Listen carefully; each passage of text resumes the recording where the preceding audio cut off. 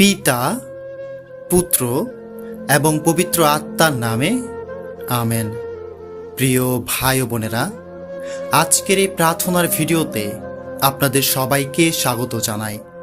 আপনি এই মুহূর্তে পৃথিবীর যে প্রান্তেই থাকুন না কেন, আমি বিশ্বাস করি এটি কোনো কাকতালীয় ঘটনা নয় যে আপনি এই ভিডিওটি শুনছেন। হয়তো আপনার হৃদয়ে এমন একটি কিছু ব্যথা আছে যা কাউকে বলতে পারছেন না। হয়তো এমন কোনো যুদ্ধ আপনি লড়ছেন যা বাইরে থেকে কেউ বুঝতে পারছে না।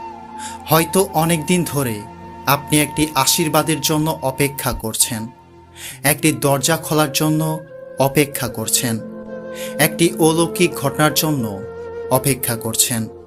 আজ আমি আপনাকে একটি বিষয় স্মরণ করিয়ে দিতে চাই।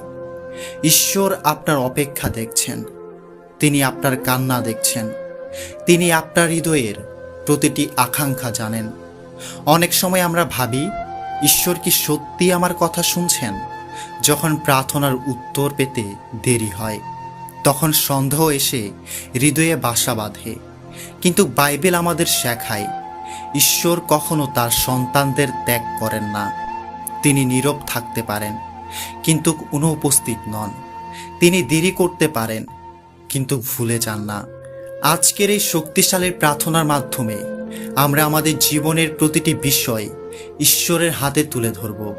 আমরা বিশ্বাস করব যে তিনি আমাদের জন্য এমন পথ তৈরি করতে পারেন যা মানুষের চোখে অসম্ভব।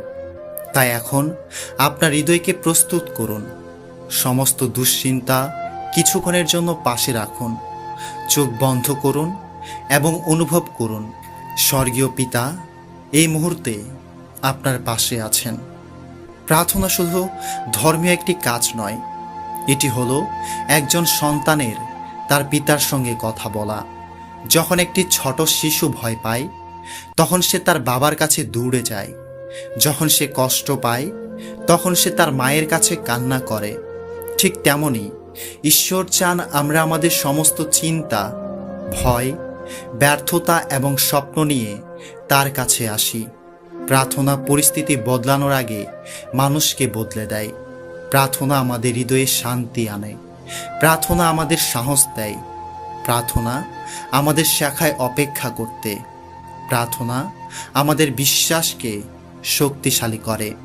অনেক অলৌকিক ঘটনা বাইবেলে ঘটেছে শুধু বিশ্বাস ও প্রার্থনার কারণে। বন্ধ্যা নারী সন্তান পেয়েছেন, অসুস্থ মানুষ সুস্থ হয়েছেন, সমুদ্রের পথ খুলেছে, মৃত মানুষ জীবিত হয়েছে, কারণ ঈশ্বরের কাছে অসম্ভব বলে কিছু নেই। আজও সেই একই ঈশ্বর জীবিত আছেন। আজও তিনি প্রার্থনার উত্তর দেন। আজও তিনি অলৌকিক কাজ করেন। প্রিয় ভাই ও বোন, যদি আপনি মনে করেন আপনার জীবন শেষ হয়ে গেছে, তাহলে এই কথাটি মনে রাখুন, ঈশ্বর কখনো ভাঙা গল্পকে শেষ গল্প হতে দেন না। যেখানে মানুষ সমাপ্তি দেখে, ঈশ্বর সেখানে নতুন সূচনা দেখেন। হয়তো আপনি বহুবার ব্যর্থ হয়েছেন, হয়তো সবাই আপনাকে ছেড়ে চলে গেছে, হয়তো আপনার প্রিয় মানুষ আপনাকে আঘাত দিয়েছে, হয়তো আপনার আর্থিক অবস্থা এত খারাপ যে ভবিষ্যৎ অন্ধকার মনে হচ্ছে। কিন্তু ঈশ্বর বলছেন, ভয় করো না, কারণ আমি তোমার সঙ্গে আছি। তিনি আপনার আগামীকাল জানেন, তিনি আপনার ভবিষ্যৎ দেখছেন। তিনি এমন দরজা খুলতে পারেন যা কোনো মানুষ বন্ধ করতে পারে না। চলুন আমরা একসাথে বিশ্বাসের সঙ্গে বাক্য বলি। হে প্রভু, আজ আমি আপনার সামনে এসেছি। আমার সমস্ত বোঝা আপনার হাতে তুলে দিচ্ছি। আমি বিশ্বাস করি আপনি আমার প্রার্থনা শুনছেন। আমি বিশ্বাস করি আপনি আমার জীবনে কাজ করছেন। আমি বিশ্বাস করি আপনার পরিকল্পনা আমার পরিকল্পনার চেয়ে উত্তম। আমি বিশ্বাস করি আমার জন্য আপনার আশীর্বাদ প্রস্তুত হচ্ছে। আমি বিশ্বাস করি আপনি আমার জন্য পথ খুলে দেবেন। আমি বিশ্বাস করি আপনি আমার কান্নাকে আনন্দে পরিণত করবেন। আমি বিশ্বাস করি আপনার অলৌকিক শক্তি আজও কার্যকর। হে প্রেমময় স্বর্গীয় পিতা, আজ আমি আপনার সামনে বিনীত হৃদয়ে নত হয়ে এসেছি। প্রভু, আপনি আমার অতীত জানেন, আপনি আমার বর্তমান জানেন, আপনি আমার ভবিষ্যতও জানেন। আমার জীবনের এমন কোনো বিষয় নেই যা আপনার অজানা। আজ আমি আমার হৃদয়ের সমস্ত কথা আপনার কাছে খুলে বলছি। প্রভু, অনেক সময় আমি ক্লান্ত হয়ে পড়ি, অনেক সময় আমি ভেঙে পড়ি, অনেক সময় আমি বুঝতে পারি না কোন পথে এগোবো। কিন্তু আজ আমি ঘোষণা করছি, আমার আশা মানুষের উপর নয়, আপনার উপর। হে যিশু, আমার জীবনে আপনার উপস্থিতি অনুভব করতে সাহায্য করুন। যখন আমি একা থাকি তখন আমাকে মনে করিয়ে দিন যে আপনি আমার পাশে আছেন। যখন আমি ভয় পাই তখন আমাকে সাহস দিন। যখন আমি কাঁদি তখন আমার চোখের জল মুছে দিন।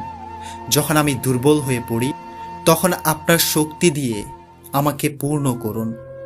প্রভু, আজ আমি আমার পরিবারকে আপনার হাতে সমর্পণ করছি। আমার পরিবারকে সকল বিপদ থেকে রক্ষা করুন। আমাদের ঘরে আপনার শান্তি প্রতিষ্ঠা করুন। যেখানে ঝগড়া আছে সেখানে ভালোবাসা দিন। যেখানে ভুল বুঝাবুঝি আছে সেখানে মিলন দিন। যেখানে ভাঙ্গন আছে সেখানে পুনরুদ্ধার দিন। প্রভু, আমার সন্তানদের আশীর্বাদ করুন।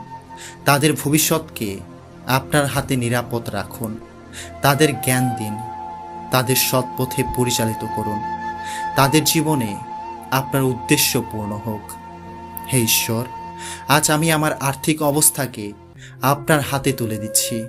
আপনি জানেন আমার প্রয়োজন, আপনি জানেন আমার সংগ্রাম, আপনি জানেন আমি কতবার চিন্তায় রাত জেগেছি। প্রভু, আপনি আমার যোগানদাতা। আমার জন্য নতুন সুযোগের দরজা খুলুন। আমার পরিশ্রমকে আশীর্বাদ করুন। আমার কর্মক্ষেত্রকে আশীর্বাদ করুন।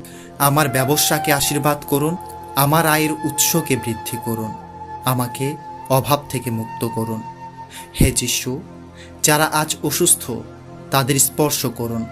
যারা হাসপাতালের বিছানায় আছে তাদের নিরাময় করুন। যারা মানসিক কষ্টে ভুগছে তাদের শান্তি দিন। যারা হতাশায় ডুবে আছে তাদের নতুন আশা দিন। যারা জীবনের প্রতি আগ্রহ হারিয়ে ফেলেছে তাদের নতুন শক্তি দিন। প্রভু, আজ আমি আমার সমস্ত ভয় আপনার হাতে তুলে দিচ্ছি।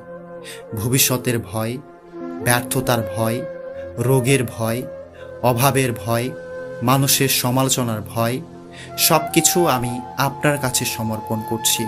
যিশুর শক্তিশালী নামে আমি এই সমস্ত কিছু প্রার্থনা করছি। আমেন। প্রিয় ভাই বোনেরা, আজ যদি আপনি এই প্রার্থনাটি বিশ্বাসের সঙ্গে করে থাকেন তাহলে মনে রাখবেন, ঈশ্বর আপনার কণ্ঠ শুনেছেন। উত্তর হয়তো আজই আসবে না, হয়তো আগামী সপ্তাহেও না, কিন্তু সঠিক সময়ে ঈশ্বর এমনভাবে কাজ করবেন যে আপনি বুঝতে পারবেন অপেক্ষাটা বৃথা ছিল না। তাই আজ থেকে হতাশা নয়, আজ থেকে ভয় নয়, আজ থেকে অভিযোগ নয়, আজ থেকে বিশ্বাস, আজ থেকে আশা, আজ থেকে প্রার্থনা। কারণ যে ঈশ্বর আপনার হৃদয়ের কান্না শুনেছেন তিনি অবশ্যই আপনার জীবনে তার মহিমা প্রকাশ করবেন। ঈশ্বর আপনাকে এবং আপনার পরিবারকে এবং আপনার ভবিষ্যৎকে আশীর্বাদ করুন। ভালো থাকবেন, সুস্থ থাকবেন।